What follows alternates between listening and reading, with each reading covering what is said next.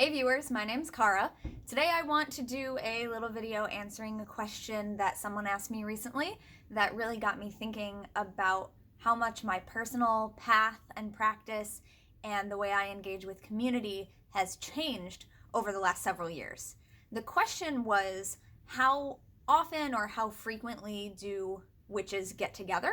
And they were asking more in terms of people having heard that witches get together on full moons, and maybe people who know that we have holidays, or that some paths within paganism and witchcraft have specific holidays, because of course they might be different, or just likening it to what they're used to from their own religion that they were raised with. For example, people go to church on Sundays. Do witches do something like that? Was basically the question. And so this was a kind of eye-opening moment for me because, of course, from day to day, things change.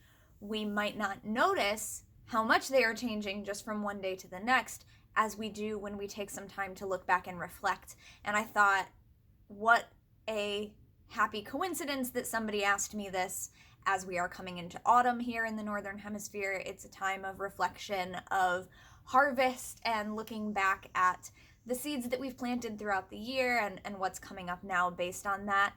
So this was kind of that for me, because of course my general answer is, yeah, depending on the path. If it's a path that follows the wheel of the year, then people might get together for the 8 holidays throughout the wheel of the year. If they work on full moons, might be getting together monthly, etc., like generic answer. But then for me personally, thinking about that has changed a lot over the years, because I was primarily a solitary for the longest time, and I would try to acknowledge the 8 Sabbats of the wheel of the year and full moons at least. And then during different periods throughout my personal practice, I'd been working with dark moon energy, so I would work with the dark moons and try to do things on those times of the month. So at different times, I was trying to do different things.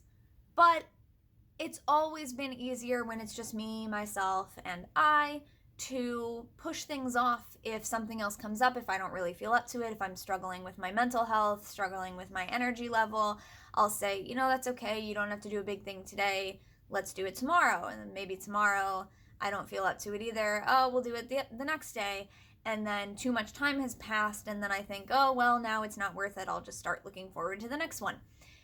What I've done over the course of years is come up with something really simple that I can do no matter what. So not ritual or anything like that, but just a little something that I do just to most basically acknowledge those points, so that if I really want to acknowledge them in some way, but I don't have the energy to do something more, I can at least try to do that one little private thing.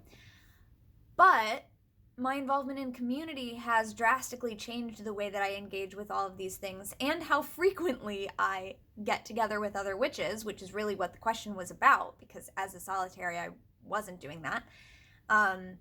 So over the last couple of years, definitely, I have developed more local community. I have various groups that I actually do things with, both online and in person.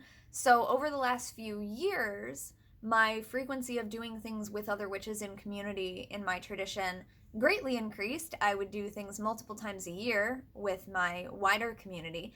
And then when local communities started happening, I now have one group that we try to do things for the wheel of the year. And we don't always, pretty much, we've been doing that for the last couple years, and there's always been at least one that we don't get to. But for the most part, we do that. And then with my other local group, we've been getting together not only for those Sabbats of the wheel of the year, but also full moons and dark moons. So every 2 weeks. And a lot of the time we try to combine them. If there's a Sabbat close to a full moon or a dark moon, we just do them at the same time. So instead of getting together 3 times a month, it's just 2 times a month. But that's been so much more than previously. So yes, as always, the basic answer depends on the path, depends on the practice. You might be honoring different feast days for particular deities. If you work with specific deities, you might be honoring days that different people in your lineage, the days that are important to them, birthdays, death dates, things like that. There might be other types of things, like a lot of earth-based practitioners might acknowledge Earth Day, for example. So there might be a number of other things that you do that would depend on that. How often you get together would depend on. So it's always going to depend on the person and their practice. But for me, it's increased a lot over the years, and I thought that was a worthy thing to reflect on. So I'm grateful for the person who asked that question.